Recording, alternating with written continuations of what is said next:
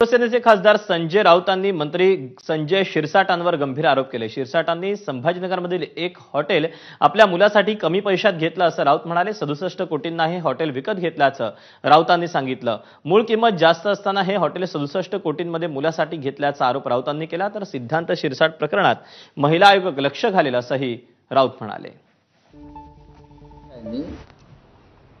संभाजीनगर मधलं एक वेदांत नावाचं हॉटेल आणि त्याची प्रॉपर्टी अत्यल्प मूल्यावर त्यांनी ते आपल्याकडे ती संपूर्ण प्रॉपर्टी प्राईम लोकेशनला आपल्या ताब्यात घेतली। एक मंत्र्यांचा मुलगा, त्याचा काही आगापिछा नाही,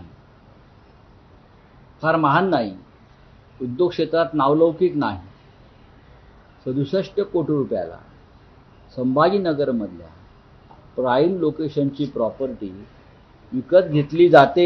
या महाराष्ट्रामध्ये कुठून आले पैसे? कुठल्या टेंडरिंग मधून आले? कुठल्या कमिशन दलाली मधून आले? एकनाथ शिंदेनी पैसे दिले की अमित शहानी दिले?